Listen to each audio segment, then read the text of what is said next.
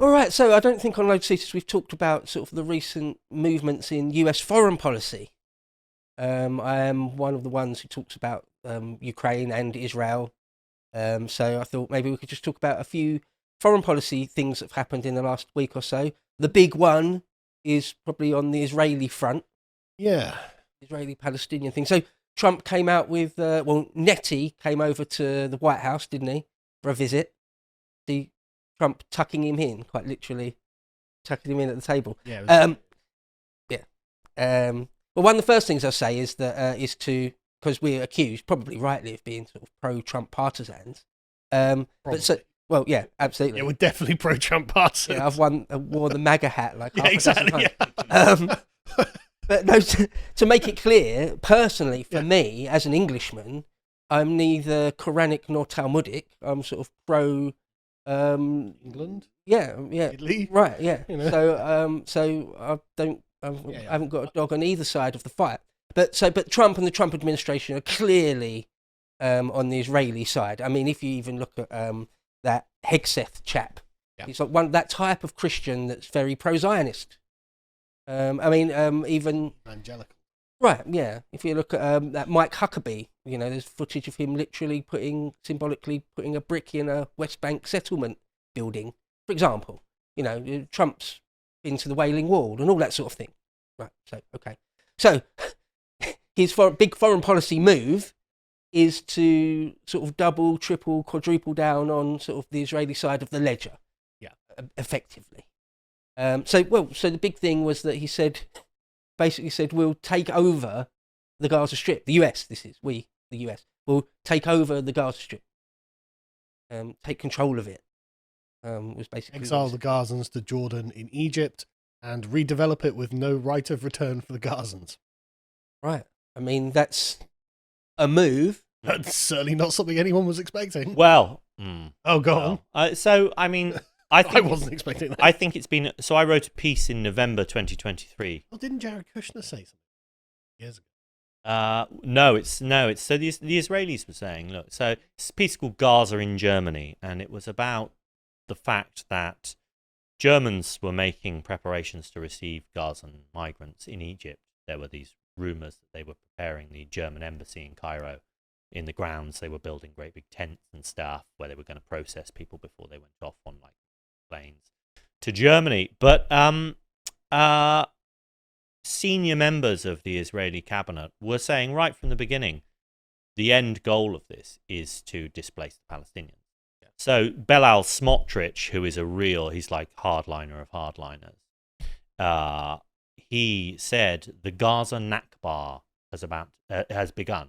And so Nakba is the Palestinian word for disaster, and that's the word that's used to describe the events of Israel's establishment in 1948. So that was the Nakba when they were displaced from their ancestral homelands and pushed into these enclaves. And so what Belal Smotrich was saying was, look, like, we're completing that process now. We're going to get the Gazans out of the territories of Israel. And Netanyahu, I mean, that was a pretty incendiary thing to say, right? Netanyahu just said people should be careful about what they disclose. Those were basically his words, like, don't say too much, basically is what he said. But anyway, then we had op-eds in, I think, the Wall Street Journal, possibly the New York Times, written by cabinet members, former Mossad chief among them, I think, or certainly members of the Knesset. I think one of them might have been a cabinet member, but members of the Knesset saying, look, actually, yeah, this is the only way that this is going to get resolved. European nations, Western nations, need to take the Gazans. We need to get the Gazans out of here because we can't live side by side. Each European nation could take 10,000 of them, and then they're all gone. Why can't the Arab Problem nations? solved. Yeah, why can't the Arab nations? Problem solved. Well, right. So they've been Arabs. They've been saying this since November 2023. Yeah. It hasn't got that much publicity, and I mean, I wrote that article because I thought, like, look, this is actually what's going to happen. This is actually what's going to happen. This is going to drag on, and they're going to say, look, this is intractable. We've destroyed so much of Gaza. They can't live here, and we can't live with them anyway. So, okay, they're going to have to go somewhere else. Egypt and Jordan will say no. And even if they did go to Egypt and Jordan, they'd go to Europe anyway, because who wants to live in a refugee camp in the desert when you can try your luck in Europe and do what the Syrians and Kurds and Turks and all these other people have done? So it has been on the cards. It definitely has been on the cards since the beginning, I would say. Well, that was one of the worries I was going to leave to the end, but I'll just say it now. That I've seen in recent times, recent days, weeks, talking about places to send them. Ideal locations would be places like Ireland and Spain. Yeah.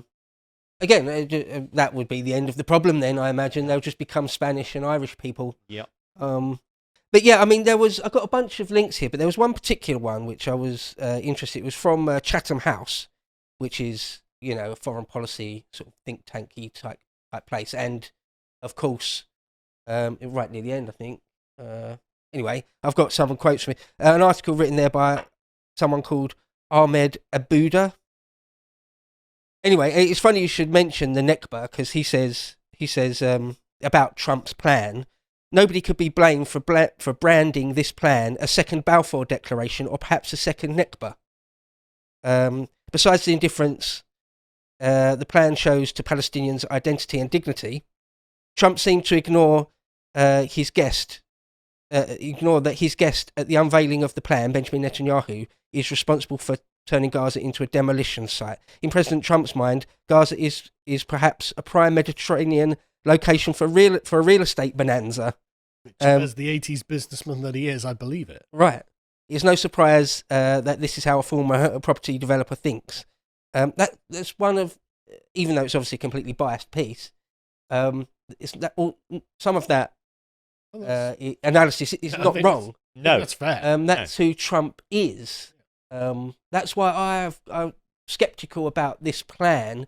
Okay, it removes the direct threat from the Gaza Strip bouncing across into Israel proper, or whatever. It just removes that to somewhere else. It doesn't actually fix the actual issue. And if anything, it makes the Palestinians more radicalized. Right, a second Nekba. By displacing them. I mean, it's the refugee camps, the Palestinian refugee camps, are where the terrorists are bred. I mean, you're a young man growing up in that kind of environment, being told that you've been displaced from your homeland. I mean, what do you feel apart from hatred for the West, hatred for Israel? It's happened again and again and again that people that are interred or imprisoned for being Islamic extremists, it just makes they're more hardline once they finally get their liberty. You're concentrating them in a single area, and leaving them with infinite amount of time to continue stewing on their resentment. Well, it's like what prison does to hardened criminals. It's the same thing, but it makes the Palestinians someone else's problem. Someone else's problem within the Middle East, of course, and Egypt and Jordan know this. They know, if we take these people in, it's going to be a disaster for us. It's going to, Jordan is a monarchy, and monarchs abhor instability, and that's exactly what you get when you have a foreign population coming in. Which is why they've been completely unsympathetic to them up until this point. Yeah. It's just smearing the problem from Amman to Dublin all over the place. In my opinion. I mean, this guy goes on to say for Chatham House, but for neighbouring countries, this is a life or death matter. Egypt and Jordan face existential threats from Trump's proposal. Displacing Palestinians into their countries would destabilise their regimes. I wonder why. Fuel extremism and turn their territories into launch pads for Palestinian attacks on Israel. Their peace treaties with Israel would effectively be thrown into the abyss. Egypt has already signalled that Israeli moves to push for Palestinians would amount to at the end of their peace treaty. In Jordan, the Muslim Brotherhood is a significant power in the parliament after the September elections, and the majority of populations are of Palestinian origin. Were Palestinians to be expelled from Gaza, the government in Amman would be in danger of total collapse. I'm not sure how that follows, but anyway. US takeover of Palestinian land would renew the legitimacy of Iran's proxies across the region, if not trigger a regional war. That might be a bit extremist, but maybe not far from the truth. Who knows? We'll see. But it would be destabilising. I get the idea that you turn the Gaza Strip into some sort of a prime real estate, and we'll turn it into like a Macau of the Near East or a Monaco of the Near East, and there'll just be hotels and casinos there, and it'll all be fun and games, and it'll be great. But I feel like it's actually as I say, sort of just smearing the problem further abroad. Doesn't actually deal. They will claim that it's a second Nakba. Well, it sort of would be on some level. What's interesting about this as well, of course, is that I mean, Trump is presented as the antithesis of a neocon, right? I mean, he was opposed to Iraq, and he spoke up about his opposition to Iraq and to America's wars in the Middle East. I mean, he's been very consistent about that in recent decades, and it was a central pillar of his foreign policy and his America First. It is a central pillar of the America First agenda, right? It's stop getting involved in these bloodbaths in the Middle East. And yet here we have a policy that could very well destabilize the entire region, not just pockets of the region or regions of the region, but actually the whole thing from Egypt, right through to the borders of Turkey and the borders of Central Asia. I mean, it's... Or mentioned there even Iran's proxies. I mean, you can imagine the mullahs of Tehran just pointing to that and saying, look, the great devil is doing it all over again. So I don't know how to feel about this, because I watched Trump's initial speech where he said, what was it? It was some interview actually, where he was saying, look, if we don't do this, then it's just going to be the same problem for 100 years. True. Which is obviously true. And so there's something of the kind of Gordian knot about this solution, which, there are going to be probably unforeseeable consequences come from this. But it does solve a problem, not to the liking of the people of Gaza, obviously. But 1.8 million people is a large number, but it's not an insurmountable number, right? So if you were to be Trump and essentially bully other nations, say, look, you can take 20,000 Gazans and go across the Arab world or something like that. We're gonna give you loads of aid. We're gonna pay for you to town for them or something like this. Or maybe if it was done, I mean, the way I personally would do it would be like the Assyrians do it, just split them all up. So the ethnic group in a generation or two just stops existing. This is what happened with the 12 tribes of Israel, the Assyrian solution, which is just deport them and then spread them around. The Sennacherib style. Yeah. I mean, like, if this is the policy, I mean, this is a standard imperial policy that Trump is following. He's kind of formalizing the empire here, saying, look, we're just going to take that territory, we're going to deport this population, and they're going to go live somewhere else.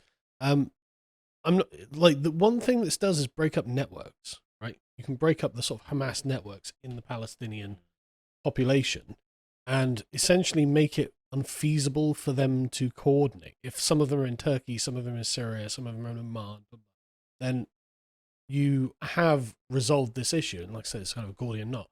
Now, I'm not saying that this is all, this is a good idea or that we should do this or anything like that. But like you said, it does resolve a problem. So I'm not... For Israel. And which is also by proxy for America. The question is containment, I think. The question is containment because, like I say, you send them to Egypt and Jordan. Can you keep them in Egypt and Jordan? And that's the question, because you will have people who will willingly take them across the Mediterranean to Italy, wherever. And what you're also going to have as well, what we also would have to reckon with, I mean, we're talking hypothetically here, of course, is what will the European response be to this? Will Olaf Scholz say, like Angela Merkel, wir schaffen das, these people don't want to go to Egypt and Jordan. Come here instead. Come to Germany instead. We can take you because we need to prop up our pension scheme. The Irish government is entirely likely. Yeah, so actually, they will be given Trump can't control Germany and Ireland. And so it just, I mean, to me, it just looks like, okay, this is going to get knocked even or kicked further down the line. And it's just going to be a European problem once again. And I feel like it is an intractable, it's sort of a political impasse, ultimately. I mean, I'm trying to make sort of a value-free judgment on that. It just seems to be, the case. I mean, if you look historically at Egypt and Jordan, particularly Jordan, they don't want them. No. If you go back to sort of the 60s, 70s, 80s, even into the 90s, when the Yasser Arafat years and the PLO, in the end, Jordan had to just expel them all and say, look, we're just cutting ties with you guys. You're too crazy, sort of thing. And nothing essentially has changed. I imagine the king of Jordan just doesn't want to take loads and loads of Gazans. It's not in his interest to do so. And I've heard other people say, well, if these Palestinians are so fervently pro-Arab, think of themselves as Arab first and foremost, even though the actual reality is quite different to that. Anyway, Why can't Saudi Arabia take them? Well, Saudi Arabia don't want them. No, of course. Absolutely don't want them. In the final bit, I'll quote from this Chatham House fella. He says that talking about this Trump plan. This explains Saudi Arabia confirming its unwavering position on Palestinian statehood after the announcement. Yeah. 5 Arab foreign ministers, including from Saudi Arabia, the UAE, and Qatar, refused to displace Palestinians in a letter to the Trump administration. So they don't want them either. You know, maybe not every single Palestinian that lives in Gaza, but Hamas, politically, Hamas are a headache for anybody, for absolutely anybody, because of course their political position is a very, very difficult one to ever come to terms with. They don't really want to come to the table. So the thing about Trump's plan is, you know, the idea that is it just saber rattling? Is it just the opening gambit in trying to make a deal? Or is it spells the end of any sort of two-state solution? But my opinion was that was never on the cards anyway. That was sort of a fiction from birth. Yeah, fantasy from birth. So, but now that seems to be truly dead in the water. Like, to have a Palestinian state, I guess all that is over with now. Well, the thing is that you'll have a Palestinian state and they'll elect Hamas. And so Israel will be unhappy about that. We're back to step one. But I mean, I don't care about Israel in the Middle East. No, I don't. I just don't. I couldn't care less, so long as it's not Europe's problem. And all I see here is that it's going to be Europe's problem. But you know, I mean, you've got people saying, okay, well, what Trump is doing actually is, you know, this is the art of the deal. This is Trump coming in. It's like when Trump took over Woolman Rink in New York, you know, and was doing up the ice rink and, you know, playing off the city authorities against all these different contractors and all this kind of stuff. This is just Trump coming in and being unpredictable and scaring people and maybe making them think that he's so unpredictable, he's so gung-ho that he's actually just going to kick the Gazans out of Gaza, and then they've got to among themselves, they've got to come up with a slightly more realistic solution. Sometimes I think maybe that's the case, but he's serious about this. More and more I think that actually this fits with what the Israelis were saying from the beginning. People like Belal Smotrich, etc. Netanyahu obviously wants it. I mean, why wouldn't Netanyahu want it? Well, this is perfect. And Netanyahu's support is growing in Israel. I mean, Netanyahu is more popular because of. And I would imagine that if this happens, Netanyahu will be elected for life. I mean, you know, this is I won't say the two words that I shouldn't say. One of which is solution to the. But it is a long-term solution. Yeah, it's an ultimate end to the problem. And the left aren't wrong when they say, well, this would be ethnic cleansing. Yes, it would. Yeah, of course it would. I mean, I think it's sort of both. It's both sort of bluster and saber rattling and a particular gambit in a process of making a deal, and deadly serious, and he means it at the end of it all. There'll be an aircraft carrier off the coast and Marines sent in. It's sort of both. That's what American foreign policy has been for a long time, ever since the war, I suppose, is that there's lots and lots of talk, big talk, and sometimes when it comes down to it, the Marines get sent in. And that is a realistic possibility. I think it's both. I think it's both those things. Well, I think the one factor actually that we need to consider is domestic support for this. So in the US, this is not popular. They've done polling about this. Nobody wants Trump to do this. I think I wrote about this for InfoWars at the weekend. You know, like, people are really happy about Trump's immigration policies. They're really happy about him in general, but they're not happy about this. A small minority, 15%, I think, of people polled say they agree, and then the rest either sort of mildly disagree or vehemently disagree. So I think he will have to pay attention. I think probably will pay attention to what people think, but how much, I don't know. The question is there anyone who can stop him from doing this? And no one's acting like they can. Yeah. Everyone's sort of sat back and gone, oh, Trump's going to move the entire population of Gaza, and no one's jumped up and said, well, we're not going to let that happen. Everyone's just been like, oh, what does that mean for the rest of us? So it seems that everyone consents that Trump is able to do this. And so the question is, well, if there's no one standing in his way, and he's never going to stand for re-election again, I suppose the midterms are the only real concern there, right? But how much of a deal breaker is this for those voters? Because it's a long way away, and it's kind of abstract for a lot of people. Mm. So, yeah, they might on paper say, yeah, no, I don't agree with that, but I'm definitely voting for the closed borders. And as far as an intervention in the Middle East, this isn't the same as war in Iraq or Afghanistan. You could get this done in a period of months. Yeah, probably. 6 months, and then it would go away rather than being a link. I mean, it would be I think a disastrous intervention in the Middle East, but it wouldn't be as you couldn't track it in the same way that you could track a war that is ongoing, where you've got American soldiers dying all the time, huge expenditures, massive negative media publicity the whole time. Yeah, I mean, I think he could do it. Yeah, he could do it very quickly. I mean, Gaza is not a big area. It's just basically one large city and a bit of hinterland. So it's not like it's Iraq or Afghanistan. So this is a different kettle of fish. One step further than you saying where there's no real voices standing against him. In fact, around the cabinet table, some of the big voices, like that Hegseth guy at the head of the Pentagon now, defense. So I imagine, I haven't actually heard him explicitly say, but I can only imagine he's completely on board with some project like this.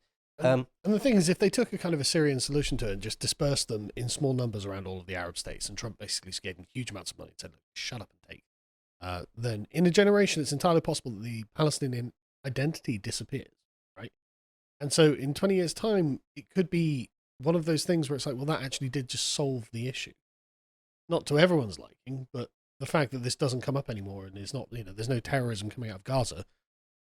I'm not saying that won't happen, but I think that's quite optimistic. I'm not saying it will happen. I'm saying it could happen. A possible future looks like that. I'm not saying that's what's going to happen. The narrative of the Nakba so far has only seemed to grown over the decades, but that's because they're concentrated in a particular place with a shared identity and history, right? If they are scattered, that goes away. There's still the West Bank, though, isn't it? There's still the West Bank. But also, I think different kettle of fish, really. It is. Of a different political stripe, and also anyway. I was just going to say, I think you also have to reckon with the fact that actually there are people abroad, like leftist activists across the Western world and ethnic minorities across the Western world, who over-identify with the Palestinians. I mean, the Palestinians are like this sort of floating signifier for Western oppression, right? So maybe even if the Palestinians who remain in the Middle East stop being Palestinian, there will still be people in the West who say, "Remember the Palestinians." Yeah, there will be.